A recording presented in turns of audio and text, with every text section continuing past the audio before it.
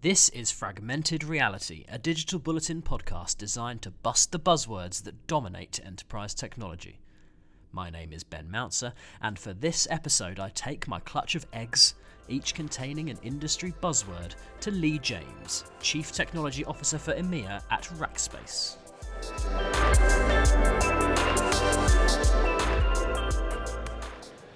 Okay, Lee, we're recording now. Do you want to crack open your first? He's gone for a pink one. I've gone for a pink one.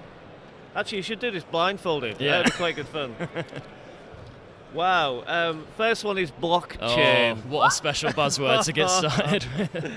I think, first of all, Lee, I mean, with blockchain, people tend to associate it with the financial services industry and think of cryptocurrencies and that kind of thing. Obviously, the use cases are going to broaden as blockchain technology develops. In terms of your specific industry and use cases that you might experience, where do you sit on blockchain? Yeah, it's a really good question. I actually read an article about blockchain in the BA magazine on the way over, on the flight over, so a bit more kind of information. I might be a bit dangerous with it.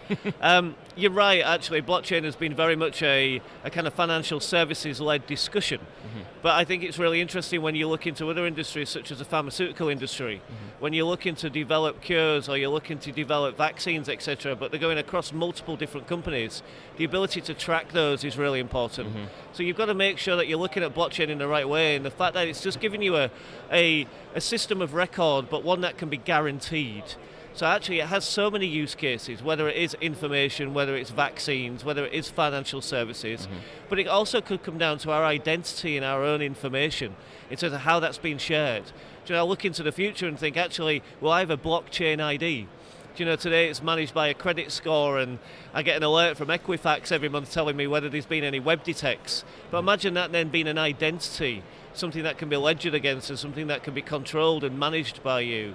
So I think we've only just seen the infancy of it. Like anything on the hype curve, it's gone straight into massive hype and then now hit a disillusionment phase, but will now come out of the other side, which is how can we practically start to use it and how can it be beneficial? Do you think the hype will eventually be justified then? Is that what you're saying? I think it will. I think we'll start to see, I mean, ultimately, like I said, it's a certified system of record for customers and companies. And there's more and more, as we especially in the security space, especially around data and as I've mentioned around identity, I think it'll become absolutely critical, especially when you're using cloud services as well. I mean, we see a future where IT is just going to be a utility.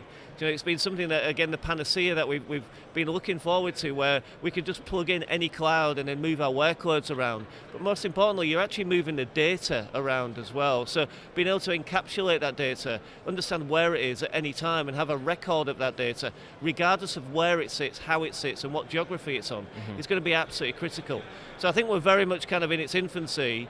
But again, I think that disillusionment there is because we all got really excited and then it was like, actually, what's the use case again? Do you think, as someone who works across technologies, do you think there's enough knowledge about what blockchain is, how it works right now, or do you think we need to upskill the workforce to understand this quite complex technology? Yeah, I think that's a really great question. As I mentioned at the beginning, I sit down on my plane to come over to Barcelona this week, and actually the front page of the BA Life magazine is all about blockchain. That's the first real time I've actually seen it in what I'd class as a standard consumer magazine. So actually, having that model and being able to provide it to anybody who's sat in that chair, I think is the next step in terms of education. We've seen many things happen around blockchain, and we've seen many things happen around cryptocurrencies, for example. But you go and speak to my children or speak to my wife, who I always look at as a kind of bastion of sensible information. She'd just look at me going, I've got no idea. So I think the education piece is going to be critical, and bringing it to publications such as BA and others is going to be really useful. Do you feel, final question on blockchain before we move on to another egg, do you feel like there are instances where people might feel they need to be seen to be exploring blockchain technology because it is such a big buzzword and something people want to be seen to be, having an interest in? I think you should. I think if I spin it around a little bit in a different way, you should always have an opinion. Do whether the services actually come to maturity or fruition is a different matter. But actually, if you look at why the technology was developed, it was about that system of record. It was about understanding what happens and where, and it being a truthful kind of position of what's happening with that data. And I think that's hugely important. Especially when you look at now cryptocurrencies coming through, and those currencies are independent of a government or a particular country. We then got to start looking at how we control and manage and understand that data.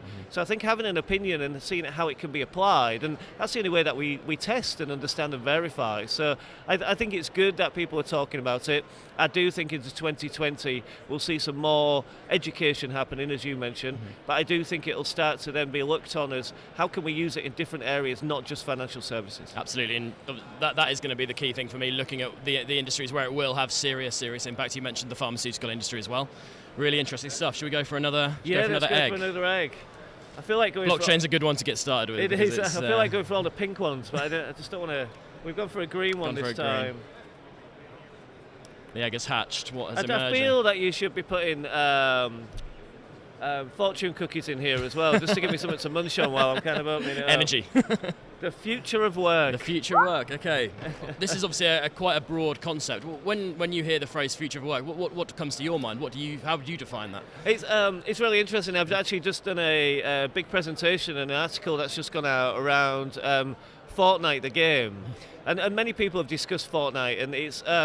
But the reason I discuss Fortnite, I have 3 boys that play Fortnite on a regular basis. One of them is just amazing at it. Dad tries to have a go. Is Dad amazing at it? Dad plays one game mode called Team Rumble for anybody that's listening to Fortnite. Currently sits at tier 63, and he's doing okay.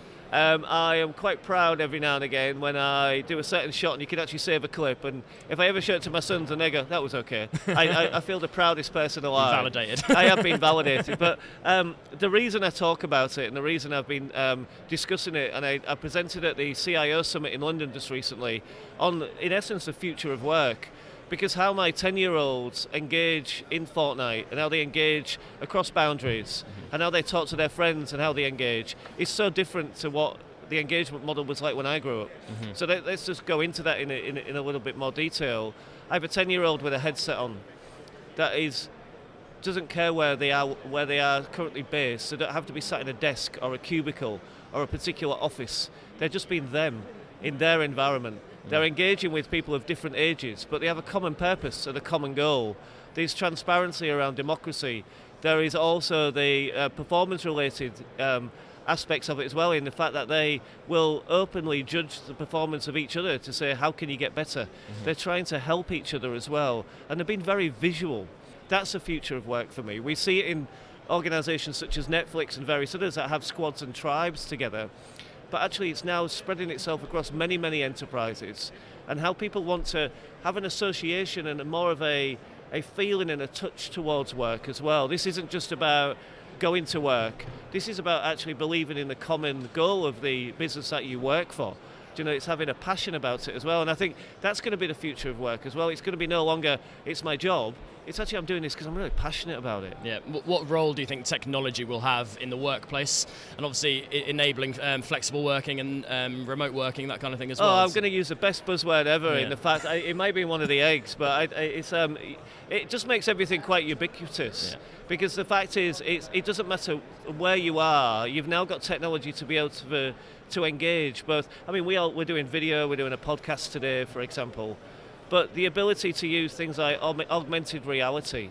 I used to work at BP, and some of the work they used to do in terms of, and what they do today in terms of fixing pipelines, for example, and using augmented reality and different pieces of technology to then augment themselves in terms of what they do. And it's becoming normal. I still got a Zoom call or a video conference call today and still feel quite nervous about what I'm going to say, or it still feels weird. but actually, to my 10-year-olds, that's just welcome. That's just our life and what we do. This change, and it's big change, isn't it? It's cultural change. Big organisations are having to embrace this new way of thinking and new way of working. Where do you think we are on that journey? Do you think some industries are further ahead than others in embracing this new way of working? Yeah, I think it's been very much. How can I say it? It's been very much led by demand, and what I mean by that is, there's certain industries that will take longer to change because actually some of them don't need to change. In the manufacturing industry, we're now seeing huge amounts of technology being used around IoT and sensor information across the whole of the supply chain, and a lot of automation as well. But fundamentally, it's still a manufacturing plant. But actually, when you now go to the offices to enable that free thinking around automation and the sensor information and what we do around data analytics, the offices now are more open plan. The offices now are more, they're more fun, actually. The certain work environments or certain areas of the, say, a floor, for example, have been decorated in a certain team style. They have a lot more personality about them. The power is almost in the hands of the employees, isn't it? Rather than the corporate leadership, it's the power is in the hands of the workers. Yeah, hugely as well. And if you look at what, if you speak to many different millennials, have many different opinions. We all do, but corporate and social responsibility is becoming such an important decision point for people in terms of the future of the work and where they want to work. Mm-hmm. And many industries are embracing that more in terms of, look, this is our corporate and social responsibility. This is what we do inside a community. Yeah, you end up with more enriched, empowered employees, and productivity goes up, as most cases would demonstrate. It's a win-win, isn't it? Yeah, I mean, I always say at the end of my fortnight presentation, make your teams and your departments a place where people want to work, not because they have to. It's definitely an exciting time, isn't it? Right, let's move on to number 3. Right, on to the next one. The next one, a yellow egg. Gone for a yellow one this time. Silos. Okay, so silos, obviously you can talk about silos with regards to an organisational structure and the trouble that you might have there, or you can talk about data and data silos. So on the first point, in tech companies and tech departments, are silos still like a common problem? Because there are obviously different ways of working, different methodologies. But do you find that there's still an issue with silos? Yeah, it's a really good point. Yes, I think just a really quick answer. Yeah. And I think some of it has to do with size. Mm-hmm. Wherever you go, we all look at a small company where everybody works together. We all sit on the same floor. We all are involved in each other's problems. We may have certain responsibilities, but we feel like we're in it together. Mm-hmm. And then the company gets to 50 employees and 100 employees, and now you're delivering multiple different products. And those products automatically, just by definition, become a silo because they're having to then control their own profit and loss and customer demand and understand whether it's still fit for purpose. And yes, then they all come back for the greater good in terms of what the company offer, but then you've hit a silo. So it's really interesting for me where actually when I opened the egg and looked at silo, my immediate kind of feeling was negativity. Yeah. And do you think it's unfair that it's got such a negative kind of connotation? Because without a doubt, I sat there going, hold on, I feel quite negative about that. And actually, as we were just about to go into it, I was kind of having to check myself to go, why am I feeling negative? Because actually, I don't believe that silos are a negative. Okay. I think that's for really me, interesting. To deliver service, you have to be intimate. And while the customer experience is something that I always feel that needs to be together, has to be joined up, has to come across where the customer understands what your portfolio is and what services you deliver, and more importantly, what it means for them. If a company can put yourself in the shoes of a customer, you've won. It's top of mind. You're right there. But actually, as it then flows down in terms of the requirements of that customer, it'll automatically go off into a specific requirement. And anything becomes specific has to become intimate. But we tend to then go, intimate means a silo. And I think it's not at all. I'd actually change your word to intimacy, because actually then it becomes more positive, it becomes more customer focused, it becomes more about what you're trying to deliver. And it's more value based, where silo becomes quite negative, it becomes more almost broken off, not part of the mothership, as so to speak. Yeah. So I think for me, that intimacy with silos, I think is very much a positive aspect. So you're saying there's work to be done. Maybe you can lead the sort of the positive regeneration of the word silo. Yeah, I think so. I think that intimacy is maybe a better word. I think inside our own organisation, we have service lines around our products. There is a huge amount of collaboration because of our customers actually take our services via a portal in many cases, and that portal has to then have links into and provide a view of our services of what we offer today. But behind the scenes, I expect our product leaders to be looking at their products all the time in terms of, is it customer relevant, is it driving value, is it fitting in the marketplace? And some of that is their own intimacy. Now then, we then come back together to go, how does this fit as a portfolio of services? But like any organisation, whether it's, if I went to a supermarket, I expect they have a fresh foods division just as much as they have a bakery division, just as much as they have a fruit division. And while they'll all come together for us to be able to walk around and pick each of those different items, they'll be looking at what's loss leading, what's working, what's not working, for example, and they'll be masters of their trade. And that's what I expect them to be. Mm-hmm. Okay, that's really interesting. I think we can move on to another egg after that. Okay. It kind of touched on the future of work as well with silos, I think. Yeah, I saw that one. See what the fourth egg produces. Fourth one, we've gone for blue, so we've done a full multicoloured options here today. The last one is augmented reality. Augmented reality, okay. When you're considering all of the new technologies that are potentially going to sort of disrupt enterprises and the way they work, where does augmented reality and mixed reality, virtual reality, that kind of family of technologies sit for you? Because most people will probably associate it with consumer use cases, but in terms of its potential to really have an impact, what do you think of AR? Yeah, it's really interesting that you mentioned the consumer aspect of it there. Let me, I'll give you a slight bit of a story based on my future work, one of my past work experiences. So, in my previous life, I used to work for Betfair, the gambling company. Amazing company. It's actually an exchange. It's almost like a trading floor for sports betting. And some of the teams there were doing some amazing work, and we're actually looking at how to use augmented reality as part of the experience for the bettor. So what we actually looked at was, imagine a horse race, and they're coming down to the final furlong, they've just made the last jump, and imagine the price, or the odds, so to speak, on top of the horse's head, or on top of the jockey. And we actually put that in place. Really? The team actually developed it. So imagine you're now on your app, and you're watching the horse race live, but you're seeing, rather than having to go to another screen or scroll down, you're actually seeing the price change, as it happens. Did you convert that into something that was used widely, or was it something which fell by the wayside in the end? It fell by the wayside. I mean, this was going. And that's my point about these kind of experiments, almost with augmented reality, virtual reality, particularly. They seem to be very exciting and very eye-catching. Yeah. But then actually, does the customer want it? Yeah. Does the consumer want it? We built the team built an amazing product at Betfair, and actually the customer demand was so low. We was actually really excited about it, going, this is a first, we're the first betting company to do it. Consumer said, I'm actually quite happy with what I've got, thank you very much. And we are seeing it in other areas. A number of the big providers have now stopped investing into VR headsets. Mm-hmm. Because actually they're saying from an engagement perspective, a gaming perspective, the consumer is just not wanting to go into that space at this moment in time. It's not exciting enough for them, or what they have today is excellent. Now, I do think there is a space in certain industries for augmented reality.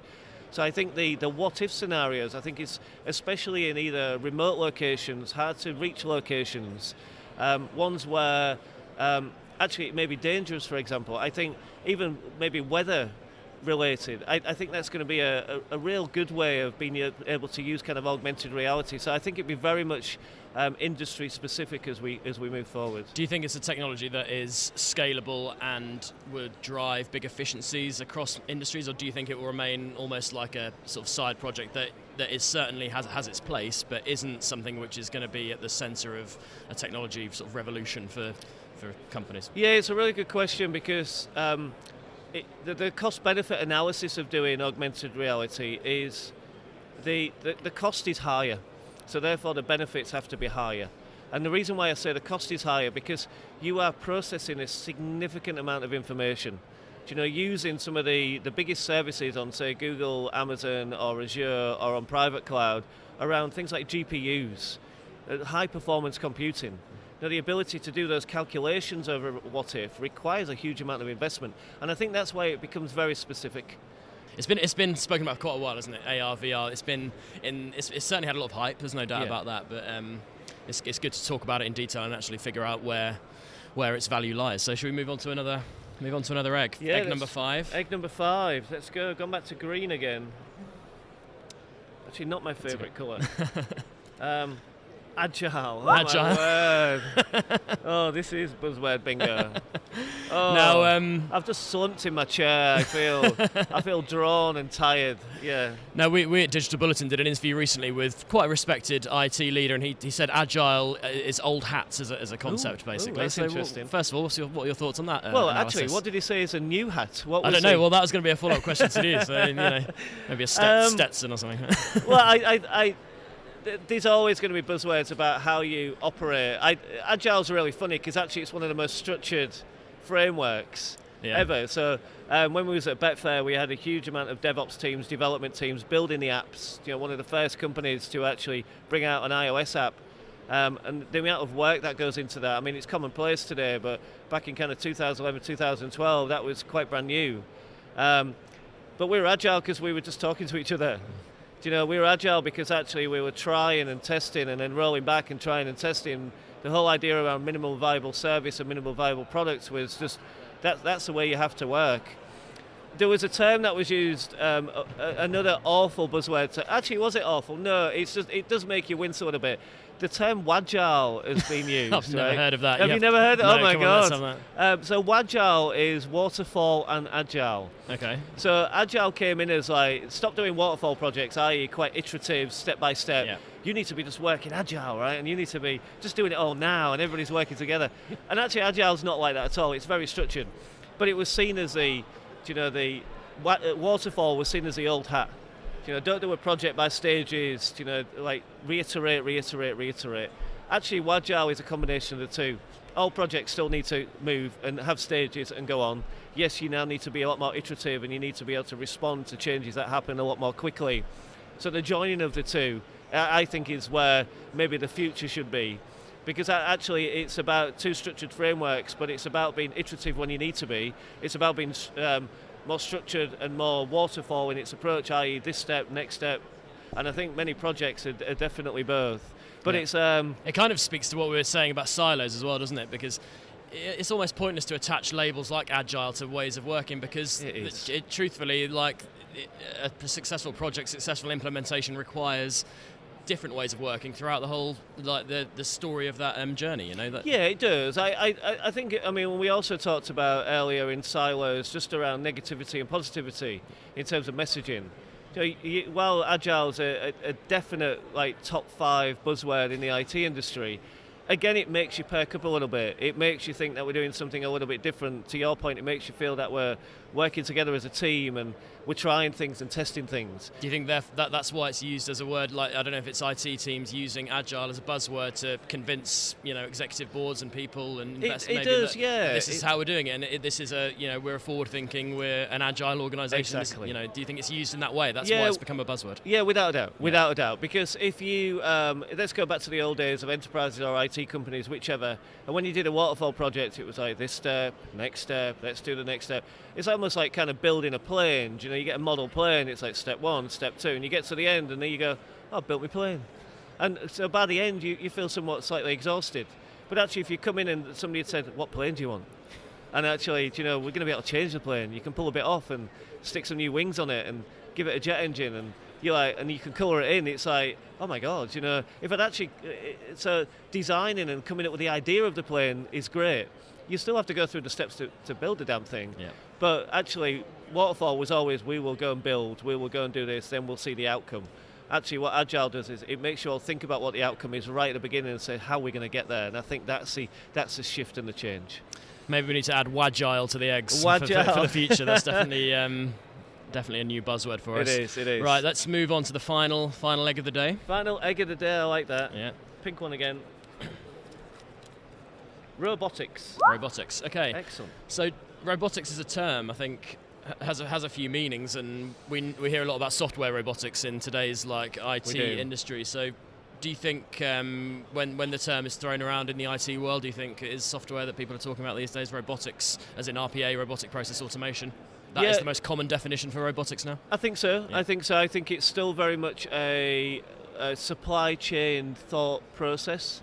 So actually, when I actually opened the egg and it said robotics, I do think RPA, but actually, to my mind, I'm seeing a car being built in a Nissan centre in Sunderland, for example. Yeah. So it still very much has that kind of manufacturing element to it. But in my previous life at Computer Centre, we actually did some work with RPA around Blue Prism and actually implemented automation around starters and leavers processes for a number of companies. Because actually, as you can imagine, if you're a multinational, the amount of people starting and leaving is huge. And the process is exactly the same, in the same way that car gets built in exactly the same way, and where a human doesn't have to step into a car to put something in and a robot can do it, actually it does drive up a significant amount of efficiency in some respects. So I think it's interesting when we all talk about robotics, we actually think of something physical. Yeah. But actually when you look at RPA, it's not physical, it's computational. It's, in essence, it's just a standard process reiterated over and over and over again and completed in a standard way over and over and over again. There's work to do, isn't there, though, because people still, like the old-fashioned definition of robotics, it carries negative connotations for a lot of people. They immediately start thinking about, robots taking over jobs. It's almost like a big PR kind of battle that the industry has to convince people that actually automation is freeing people up to do better things, as he said there. Yeah, it is. Not just taking away their jobs. No, without a doubt. I mean, and we only have to look back at the car industry. I mean, an industry. One of my close friends actually works for Toyota up in Derby, and if you have a look at the Japanese way of things like Kaizen, for example, which is no wastage. And the way that they've been able to look at every single step of that process of designing a car and delivering a car and getting out hundreds of cars each day and then looking at the best way, there is still a huge amount of people involved in that task. And actually the people are involved because of not just their specialist skills, it's their ability to put things in places that robots can't do, but their ability to react, their ability to actually think. While things are automated, mistakes still happen.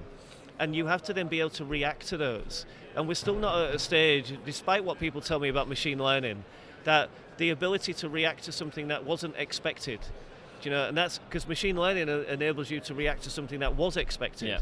The ability to react to something that wasn't expected is still best done by a human. And you can see by the employee base of Toyota, for example, how many employees that they have. But actually their efficiency is they're using robotics and process automation where it fits, and that's the best way to kind of implement it inside an organization. Final question, as a technologist, how frustrating is it when you see the headlines in the mainstream media about robots, AI, robotics taking people's jobs and striking fear into people and making them warriors? That must be, because that's been going on for years, but the conversations that we have paint quite a different picture, don't they? Yeah, I saw an article yesterday saying 25% of all jobs today will be eliminated by 2050. Yeah. And it's so much more nuanced than that, isn't it? It is. It's. I don't want to say it's a lazy journalism because it's unfair. It's a headline that grabbed me, and I wanted to go and read the report. So I've got to say that actually it's good journalism. But the reality of it is, if it's about understanding what the benefits are going to be. What we now need to do in terms of education. So if 25% of those jobs are going to be eliminated, that's wonderful. Actually, now what do I need to do in terms of educating my workforce at a younger generation so they're now coming through doing more critical thinking rather than actually moving people more into manual jobs.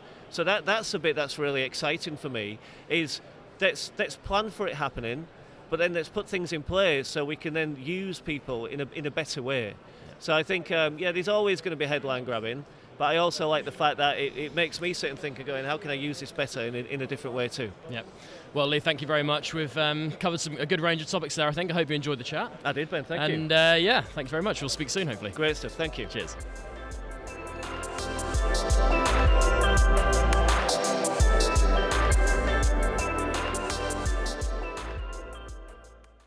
Power up your day with the Bulletin Brief, the latest news, insights and opinion delivered straight to your inbox. Subscribe now at digitalbullet.in.